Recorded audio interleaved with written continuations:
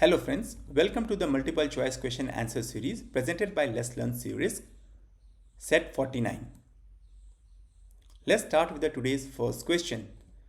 The first question states, it is most important that the risk appetite is aligned with the business objectives to ensure that the options are option A, resources are directed toward areas of low risk tolerance. Option B, major risk is identified and eliminated. Option C, IT and the business goals are aligned. And option D, the risk strategy is adequately communicated. Friends, in this the correct answer is option A, that is risks are directed toward the area of risk tolerance. Because friends, risk appetite is the amount of the risk that an enterprise is willing to take on in pursuit of value. So aligning it with the business objective allow an enterprise to evaluate and deploy valuable resources toward those objectives where the risk tolerance is low. Right? Let's discuss the other options which are incorrect. Coming to the option B, that is a major risk is identified and eliminated. This option is incorrect because, friends, there is no link between aligning the risk appetite with the business objective and identification and elimination of major risk. And although risk can typically be reduced to an acceptable level using various risk response options, right? So its elimination is rarely cost effective even when it is possible, right? Moving to the option C, that is IT and business goals are aligned. This option is also incorrect because alignment of the risk appetite with the business objective does not cover IT and business goals to a point, but alignment is not limited to these two areas, right? So other area including organizational, strategic and financial objectives among other objectives. Moving to the option D, that is the risk strategy is adequately communicated. This option is also incorrect because communication of the risk strategy does not depend on aligning the risk appetite with the business objectives. Right? That's why the option A is correct. Moving to the next question. The next question states, which of the following choices is a primary consideration when developing an IT risk awareness program? Friends, the options are option A, why technology risk is owned by IT. Option B, how technology risk can impact each attendee's area of business. Option C, how business process owners can transfer the technology risk. And option D, why technology risk is more difficult to manage compared to other risk. Friends, in this the correct answer is option B, that is how technology risk can impact each attendee's area of business. Because friends, in this the stakeholders must understand how IT related risk impact the overall business. Right? Let's discuss the other options which are incorrect. Coming to the option A, why technology risk is owned by IT. This option is incorrect because friends, IT does not own the technology risk. An appropriate topic of IT risk awareness training may be the fact that many types of IT risk are owned by the business. So one example may be the risk of employees exploiting insufficient segregation of duties within an enterprise resource planning system. Right? Coming to the next option, that is option C, that is how business process owners can transfer the technology risk.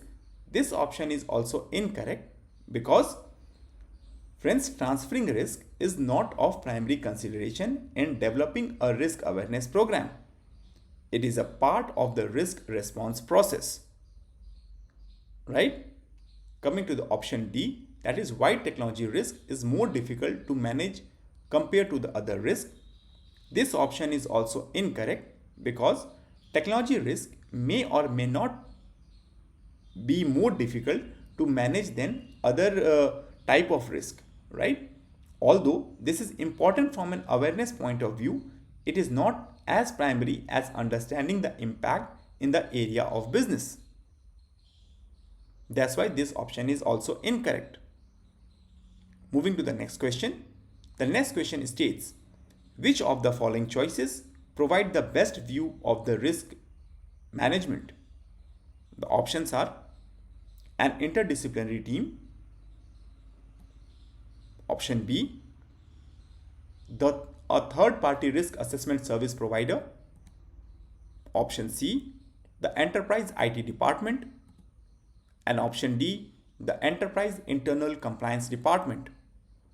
Friends, in this the correct answer is option A, that is an interdisciplinary team.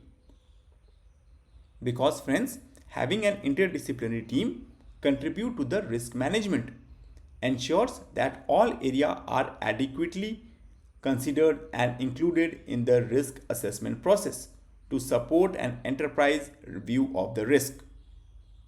Right? Let's discuss the other options which are incorrect. Coming to the option B, that is a third-party risk assessment service provider.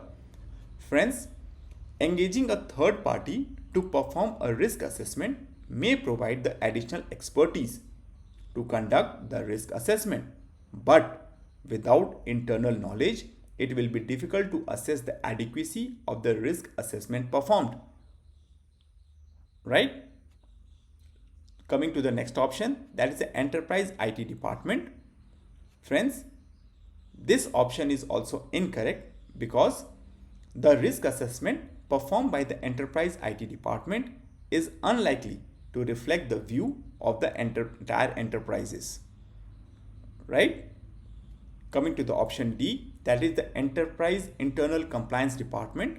This option is also incorrect because the internal compliance department ensure the implementation of the risk response based on the requirement of management.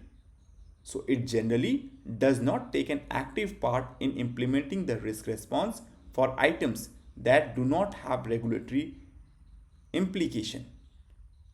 Right? That's why the option A is correct option. Moving to the next question. The next question states, a business impact analysis is primarily used to. The options are option A, estimate the resource required to resume normal operation after a disruption. Option B, evaluate the impact of disruption of an enterprise ability to operate over time. Option C, calculate the likelihood and impact of known threats on a specific function.